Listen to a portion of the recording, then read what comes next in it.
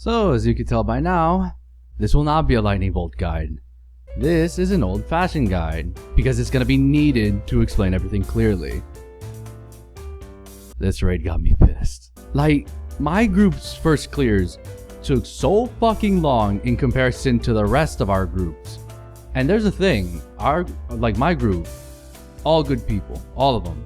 So if you're not exactly like up there in terms of damage and survivability, you can't screw around here. You really just can't. This is a no meme zone unless you were in Lionheart or shit like that.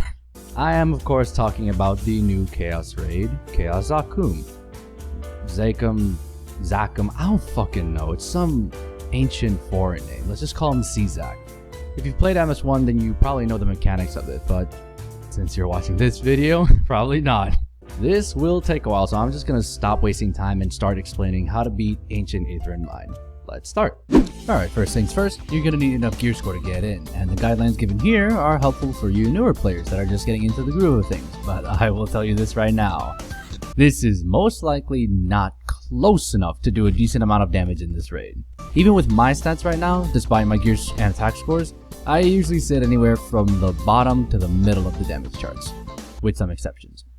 While Rune Blades have an advantage in terms of mobility and spirit efficiency, we just don't have the damage of other classes right now, such as Assassins, Thieves, Heavy Gunners, which are all usually at the top. Funny enough, Czak has resistance to crit damage.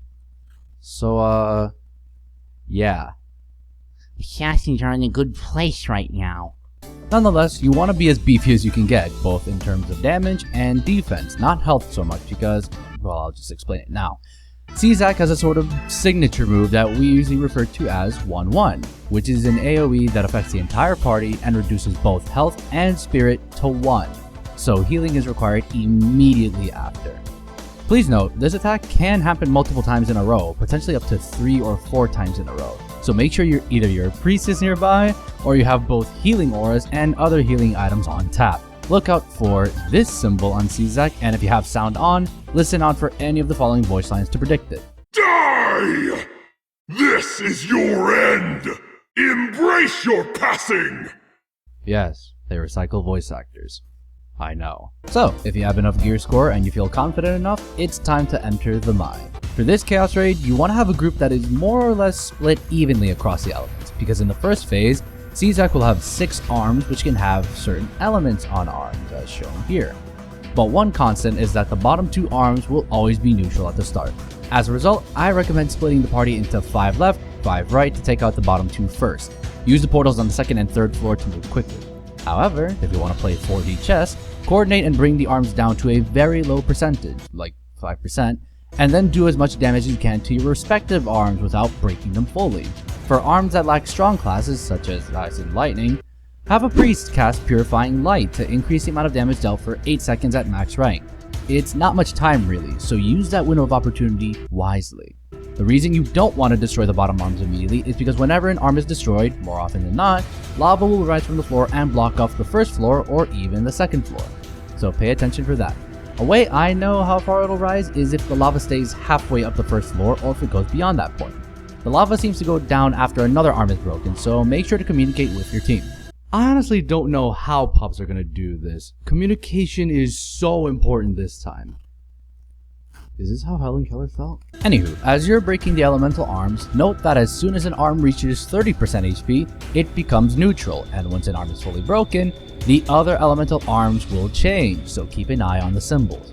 While going through some stuff, it said that once the bottom arms are broken, the top arms will become neutral, and once those are broken, the middle ones will neutralize. So I guess if your party isn't just balanced enough, I just do that. Breaking arms sounds easy, but not really. While the party is running around doing this, you have to be wary of all the debuffs and attacks that not only happen during this phase, but for the entirety of the goddamn raid. Best part, they vary amongst each of the floors, yay! Kill me now. On the 3rd floor, Czak can zap your health down to 40% or drain your spirit completely, but let it recover naturally. So thank God I'm a Rune Blade. Besides that, there's also these dark balls that are unavoidable and do a small amount of damage, and this flame bomb debuff that is the same one you've probably seen numerous times. No need to stay away from your teammates for this one really.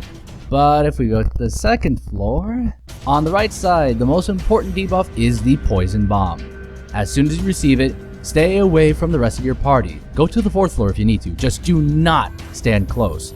Every 3 seconds, for around 15 seconds total, the poison will go off and not only do damage, but if teammates are close enough, it will spread and make this phase so much worse. Let it blow up safely and then proceed. If your hardware can support it, unlike my outdated piece of shit, turn characters on to see the detonation circle on your teammates to steer clear.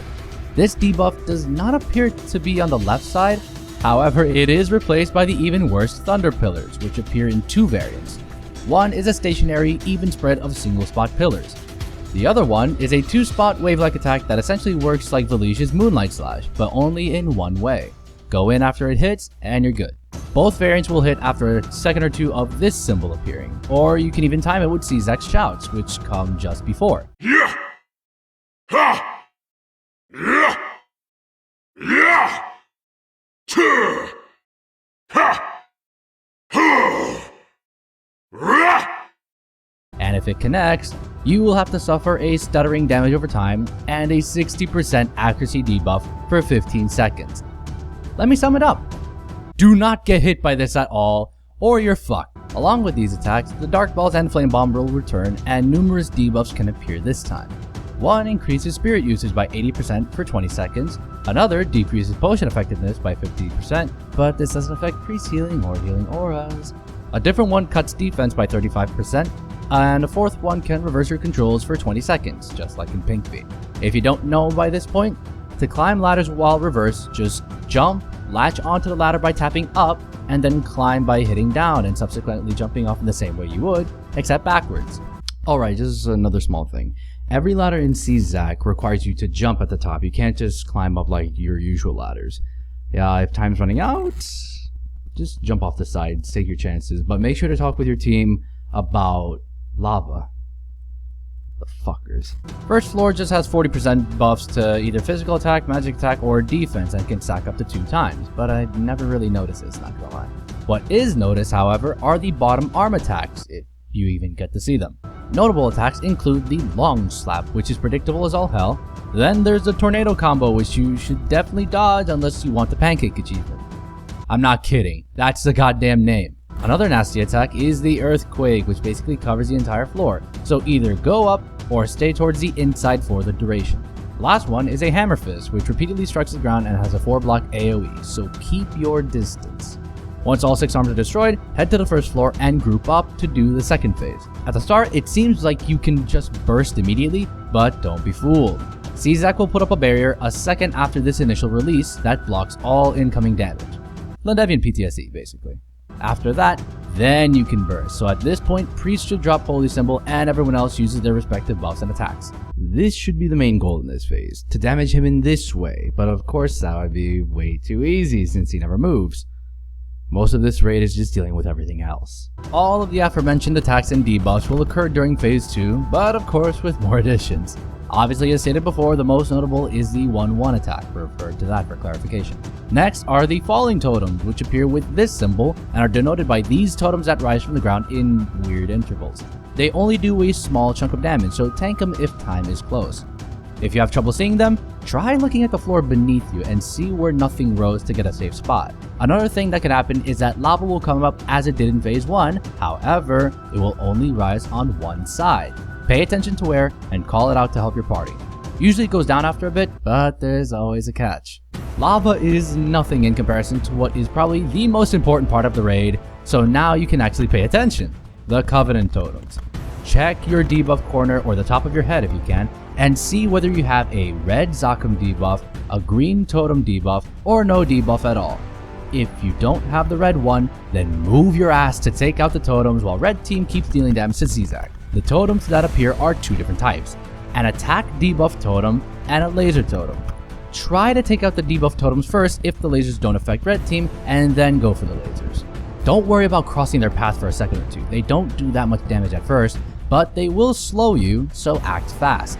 Once all the totems are gone, you may resume attacking Zak as usual, but I should mention, if you attack something opposite your debuff, you will lose all of your accuracy for some seconds. So let's say, for example, a totem's too close to Zak's body. If you hit both at the same time by accident, you'll notice that you miss all of your attacks for a few seconds. Keep your distance when attacking. Same thing for red, don't attack a totem or you'll have the same result. Going back to what I was talking about earlier, if the totems appear with the lava, it won't go down until all of the totems are gone. Another important part of the raid comes in the form of boogies. Based on whatever CZAC says, they will appear either on the left or right side. If the physical immunity lines are set, the boogies will spawn left on all 3 floors. No physical force can harm me! I transcend the physical! Same thing for magical immunity. I am beyond all magic! As you can guess, as long as all the boogies are there, either physical or magic attacks will do nothing to CZAC. So take these guys out quickly depending on party comp. Usually the way we do it is that if you are affected by these boogies, then you'll help in taking them out, while the rest handles CZAC himself. The process at the start is pretty straightforward. However, towards the middle of the raid, so most likely after the first time boogies appear, there's a twist. On the opposite side of where the boogies spawn, Covenant totems will also appear, most notably laser totems that fire horizontally. As a result, whoever has green buffs or no buffs will have to step out for a bit, so immediately head to the second floor portal to not get caught by the totem's laser. Once safe, take out the totems and then proceed to take out the boogies. After that, then you're safe to come back and help with CZAC. You're doing damage when all of a sudden, block. That's because his arms regenerated. Don't worry though, these arms are way weaker than in phase 1, but until they're all gone, CZAC will be immune to damage as before. Either 2 or 4 arms will respawn, never the bottom ones, and only 1 or 2 of them will be elemental respectively. Take them out and return to our regularly scheduled grind. After the damage is done and he's up to 20%, CZAC will proceed with the final phase of the raid, Death Sentence. A purple haze will emit, and one player will have around 12 seconds to live before being instantly killed. Though this won't fail a raid immediately, it will take away a life that could have meant the difference between a normal clear or an S or S plus clear. Realistically, since you're watching this video, I doubt you have to worry about that. At this point, just do as much damage as possible and hope that RNG is on your side.